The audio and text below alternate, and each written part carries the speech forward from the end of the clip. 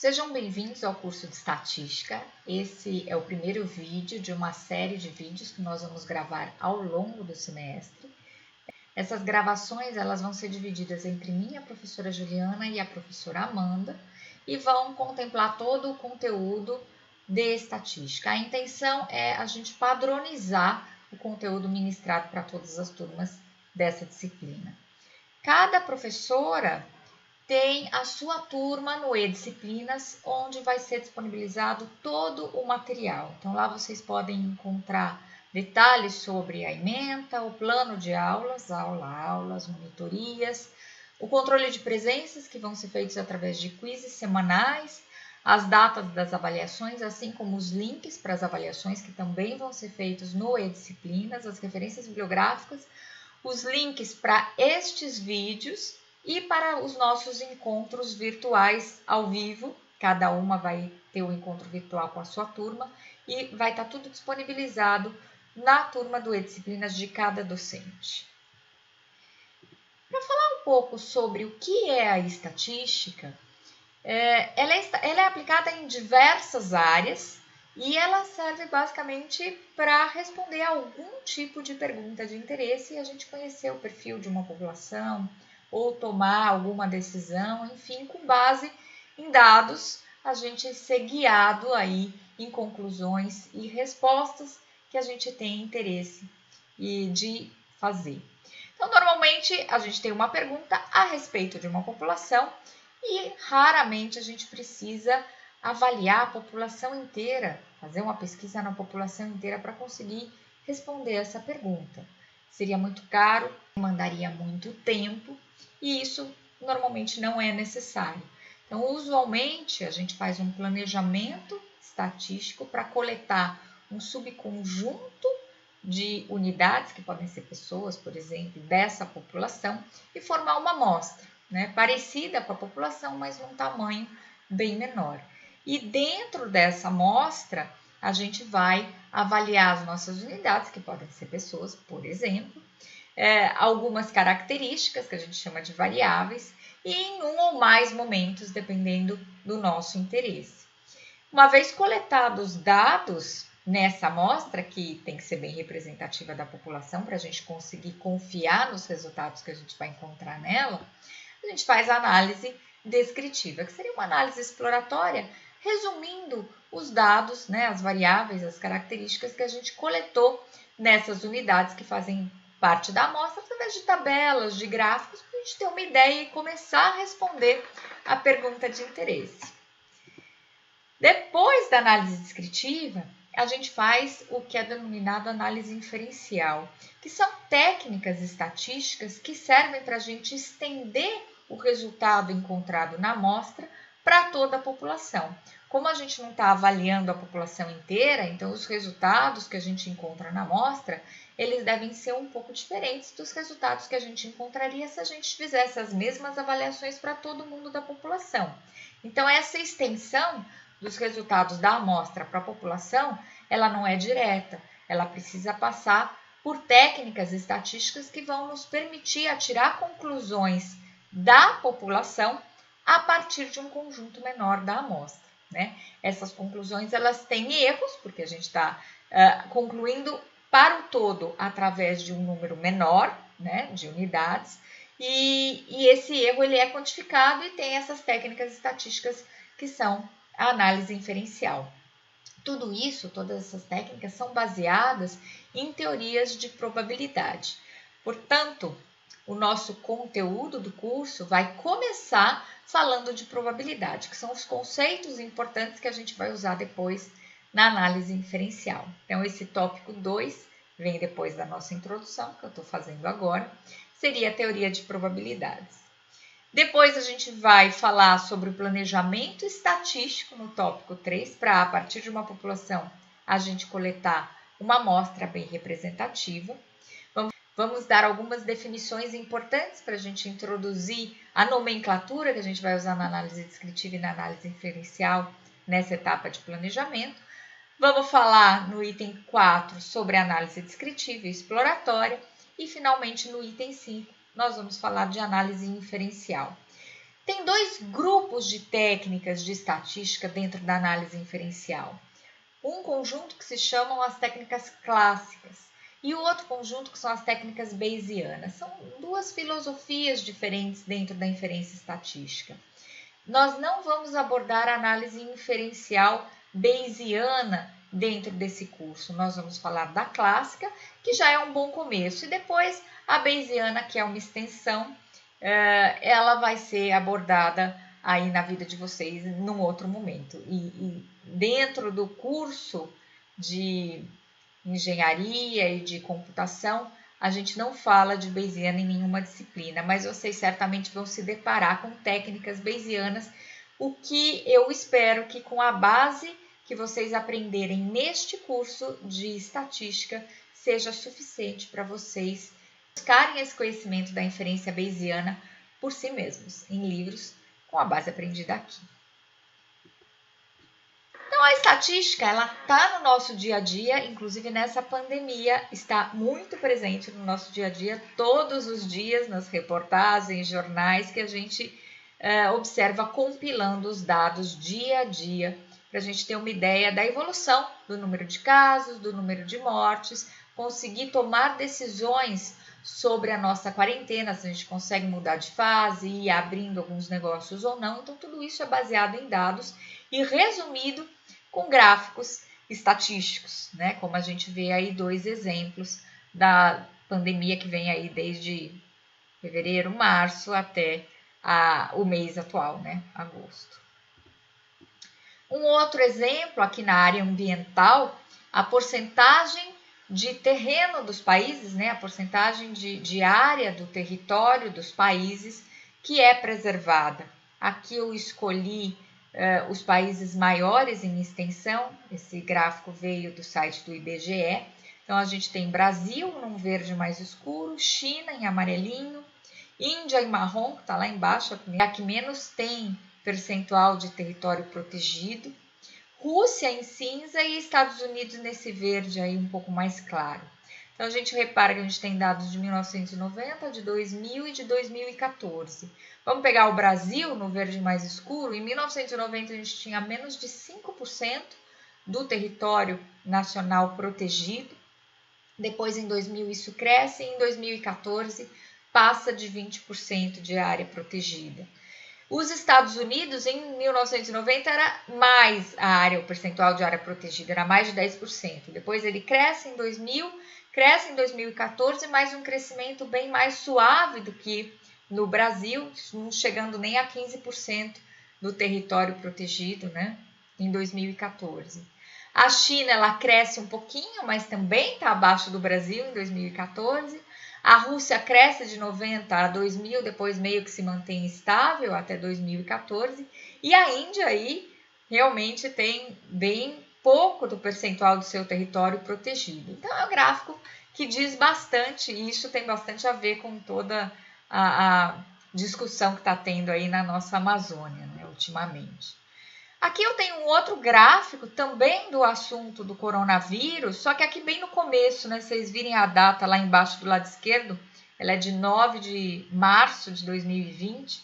Então, você vê graficamente que a maioria dos casos estava concentrado na China ainda e um pouco na Europa, né? Aqui na América do Sul, mesmo na América do Norte, a gente tinha poucos casos ainda nesse início de março. Depois a gente tem alguns números, né, falando que ainda o maior número de casos, mais de 80 mil, era na China, depois a Itália com 9 mil, hoje a gente sabe que a Itália cresceu demais, né, e atualmente Estados Unidos e Brasil lideram esse número, infelizmente. Então a gente vê uma sofisticação com a chegada da computação, então a gente consegue fazer gráficos bem informativos, bem bonitos, e com essa evolução a gente usa e abusa dessa ferramenta que a gente tem para fazer boas ilustrações e uma boa análise exploratória e descritiva, enriquecendo a nossa visualização de dados. Então, aqui a gente tem um outro exemplo na área de pediatria. A gente tem as curvas das alturas das meninas entre 5 e 10 anos. Então, aqui no eixo X, a gente tem as idades, né? 5 anos, depois dividida por mês, 5 anos e 1 mês, e 2 meses, e 3 meses, que está marcado em pequenininho. Depois 6 anos, 7, 8, 9, 10. E no eixo Y, a altura. E essas curvas coloridas dão os diversos percentis de altura das meninas nessas idades, ao longo das idades. Então, a gente tem aí em vermelho essa curva mais baixa, é o percentil 3, ou seja, 3% das meninas ao longo dessas idades têm altura denotada por essa curva. Depois, em laranja, o percentil 15, em verde, o percentil 50, representa que metade das meninas ao longo dessas idades tem a altura representada por essa curva em verde. Depois, o percentil 85 e o percentil 97. Quem tem filho pequeno, acho que não deve ser nenhum de vocês, né? Conhece bem essas curvas de crescimento das crianças. À direita, a gente tem um vídeo, de novo falando do impacto climático, né, do nosso planeta. A gente tem um vídeo do Al Gore, eu vou colocar aqui no menu. This is a depiction of what we used to think of as the normal distribution of temperatures. The white represent normal temperature days, 1951 to 1980, arbitrarily chosen. The blue are cooler than average days. The red are warmer than average days. But the entire curve has moved to the right in the 1980s, and you'll see in the lower right-hand corner the appearance of statistically significant numbers of extremely hot days. In the 90s, the curve shifted further, and in the last 10 years, you see the extremely hot days are now more numerous than the cooler than average days. In fact, they are 150 times more common on the surface of the Earth than they were just 30 years ago.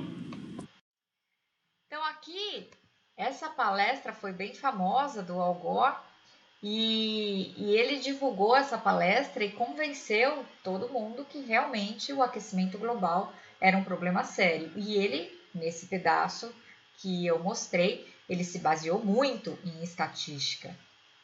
Ele comentou sobre Normal Distribution of Temperatures, então ele está usando a distribuição de probabilidade normal, que nós vamos estudar nesse curso, e ele ilustra em cores diferentes a quantidade de dias com temperaturas mais amenas, né, mais frias, mais amenas e mais quentes, e que isso ao longo do tempo vem aumentando, né? O número de dias com temperaturas mais quentes está aumentando ao longo do tempo. E ele também fala uma outra palavra que nós vamos ver muito nesse curso, que é statistically significant. Essa expressão a gente vai repetir bastante no nosso curso e vamos ver toda a teoria estatística e matemática que embasa esse tipo de expressão.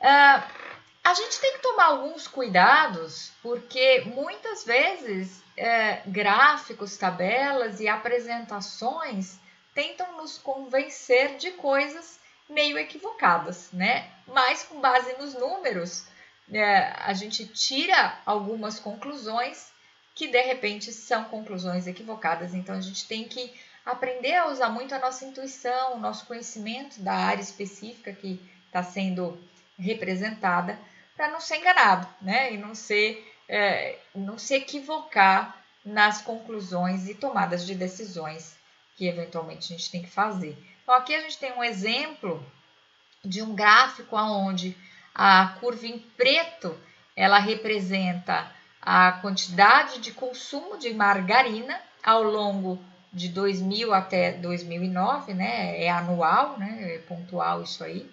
E em vermelho a gente tem a taxa de divórcio no estado do Maine ao longo desses anos. Então a gente vê que as duas curvas elas se acompanham, né? Então parece que quanto maior o consumo de margarina, maior a taxa de divórcio, porque realmente elas estão se acompanhando. Quando uma sobe, a outra sobe, quando uma cai, a outra cai. Então, será que existe uma associação entre o consumo de margarina e a taxa de divórcio? Pelo gráfico parece que sim, mas qual o sentido disso, né? Não tem muito sentido. Será que existe uma outra variável, uma outra característica por trás que está influenciando essas duas? Porque realmente não faz o menor sentido. O consumo de margarina tem relação com taxa de divórcio. Precisa haver uma explicação que não seja numérica para justificar esse achado. seja alguma coisa que esteja confundindo aí por trás, a gente chama isso de fator de confundimento, ou alguma outra explicação que esteja fora da estatística e fora dos números que justifique esse tipo de resultado. Senão é uma coisa muito espúria e a gente não pode só confiar nos números para tirar conclusões. A gente precisa juntar outro tipo de informação também. Uma manipulação clara, esse gráfico é meio famoso como uma ilustração ruim que gera uma conclusão errada. Então, aqui foi na época do governo do Obama, nos Estados Unidos, falava sobre a taxa de desemprego ao longo dos meses do ano de 2011. Então, a gente vê que em janeiro tem 9% de taxa de desemprego, depois 8,9% em fevereiro, 8,8%, aí começa a subir de novo, 9%, 9,1%, 9,2%, e pelo gráfico parece que em outubro e novembro isso está se mantendo constante. Porém, graficamente, a ilustração visual está se mantendo constante, mas olha a taxa. Em outubro, ela é 9%, e em novembro, ela é 8,6%. Ora, 8,6% não devia estar na mesma altura do 9%. Olha a escala que nós temos aí, 8,6%, ela é mais baixa que qualquer ponto ilustrado previamente. Então, caiu em novembro, e isso deveria estar visualmente refletido com esse ponto no último em novembro lá para baixo, e não quase que constante da maneira que está implícito aqui. Então, esse tipo de gráfico, apesar do 8,6 estar ilustrado, ele passa a impressão de que não está melhorando a taxa de desemprego. Se é intencional ou se é um acidente, eu não sei, mas parece intencional, né? Realmente não é o melhor gráfico que a gente tem que construir. Outros cuidados que a gente tem que cometer é que, pela estatística ser muito matemática e envolver conceitos que nem todo mundo domina, às vezes a gente vir com argumentos estatísticos pode ocasionar conclusões que são equivocadas e às vezes tem um impacto bastante grave. Esse caso é um caso real que saiu nessa revista, que é uma publicação da Universidade de Cambridge, sobre Sarah Clark. Ela era uma advogada, que nasceu em 1964 e já morreu em 2007, e ela teve a infelicidade de ter 2 filhos mortos antes de 1 ano de idade. O primeiro filho, ele morreu com menos de 11 meses, né, e foi a causa da morte atribuída foi morte súbita, né, que isso às vezes acontece em bebês, infelizmente, do nada, assim, sem nenhuma causa aparente, o bebê morre, né? Então, o nome desse tipo de síndrome é morte súbita. E ela teve o primeiro filho, que morreu antes de 11 meses, e depois o segundo filho, 1 ou 2 anos depois, morreu também antes de 1 ano de idade. E nessa segunda morte, ela foi acusada pela promotoria de ter assassinado o filho, não só o segundo filho, mas também o primeiro filho. Eles retroagiram no tempo e a acusaram de ter assassinado os 2 bebês.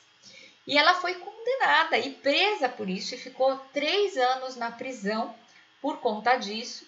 E um dos grandes testemunhos que contribuiu para sua condenação foi o testemunho desse pediatra, Roy Meadow, que ele dizia que uma morte súbita na infância é uma tragédia para a família, 2 são suspeitas e 3 são assassinatos mesmo, a não ser que existam provas contrárias.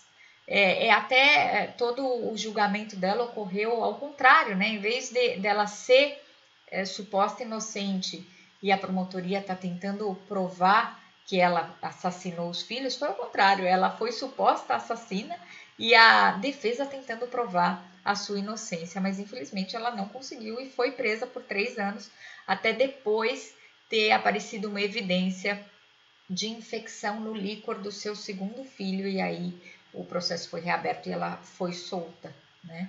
E esse Roy Meadow, esse médico, ele calculou, ele trouxe de um estudo feito, né, na população britânica, isso foi na Inglaterra, que 1 em 8.500 crianças poderiam vir a morrer de morte súbita. E ele trouxe esse número do estudo, que depois viu que estava errado, mas enfim, além desse número, ele supôs que esse número era esse para a primeira filha, para o primeiro filho que faleceu, e também o mesmo, se manteve o mesmo para o segundo filho. E aí ele fez essa conta, 1 sobre 8.500 vezes 1 sobre 8.500, para dizer que essa seria a probabilidade dela ter os 2 filhos falecidos de morte súbita. E isso significa 1 em 73 milhões, ou seja, um número ínfimo.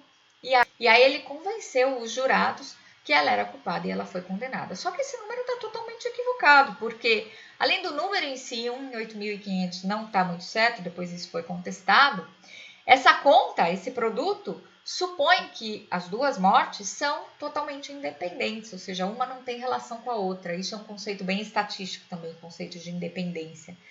Mas isso não é verdade, porque são da mesma família, vêm com os mesmos genes, né, da mãe e do pai, era o mesmo pai também, moram no mesmo ambiente, vivem mais ou menos do mesmo jeito, então não tem uma independência entre esses 2 eventos, né? Então esse conceito foi aplicado incorretamente, teve uma consequência bastante grave na vida dessa mulher e da família dela, e foi um conceito estatístico que a gente não pode deixar de entender e passar por situações como essa. São coisas graves e por isso que conceitos mínimos introdutórios de estatística são essenciais para todo mundo, né? Então aqui eu trouxe alguns exemplos e por isso que muitas áreas têm que estudar estatística: engenharias, pedagogia, psicologia, computação, matemática, enfim, diversas áreas têm o conceito e usam o conceito de estatística, e isso é fundamental para a aplicação e evolução do nosso conhecimento. Nesse link da American Statistical Association, a gente tem algumas reportagens que ilustram as diversas áreas e exemplos de aplicação da estatística. Tem aplicações em esporte, são bem interessantes, né? Se vocês quiserem a curiosidade, aí está o link. É fundamental que a gente conheça as metodologias disponíveis. Às vezes a gente não precisa conhecer super a fundo, principalmente se uma metodologia é muito sofisticada, mas saber as suposições do método, a interpretação dos resultados, dos parâmetros que a gente tem nos modelos que a gente está adotando, isso é fundamental. Isso todo mundo tem a obrigação de saber para que faça uso da estatística e da aplicação dela com consciência e de maneira correta. Então é por isso que a gente está montando esse curso aqui para todo mundo. Ninguém quer que vocês saiam estatísticos daqui. O que a gente quer é que vocês saiam capazes de conversar com um estatístico, se vocês tiverem que aplicar coisas mais sofisticadas, e se entender. Então, vocês têm que saber um pouco de estatística. É interessante que o estatístico saiba um pouco também da área que vocês vão aplicar, né? Que eles vão aplicar o estudo, para que a troca de conhecimento seja enriquecedora e gere um trabalho de melhor qualidade. Por outro lado, se as técnicas forem muito simples, vocês não precisam de um estatístico. Técnicas simples vocês encontram implementadas em softwares, por exemplo, o R, o SAS, o SPSS, o Minitab, mesmo o Python. Tem muita coisa de estatística, tem até coisas bem sofisticadas, mas pelo menos as técnicas mais simples, mais básicas, vocês não precisam de um estatístico, vocês têm total autonomia, e é isso que a gente quer passar nesse curso, de implementá-las usando esses softwares sozinhos e tirar a conclusão, verificar suposições de maneira bem consciente e bem adequada. E para quem gostar, tem toda a base de chegar a estudar técnicas mais sofisticadas que vocês precisarem mais adiante no desenvolvimento da profissão de vocês. Então, para a aula de hoje de motivação é isso. Eu espero que seja um curso bem aplicado, com conceitos teóricos para embasar essa aplicação, e que a gente esteja aberto aí para todas as dúvidas e trocar a nossa informação e o nosso conhecimento ao longo de todo o semestre. Bom semestre para todo mundo e até a próxima aula.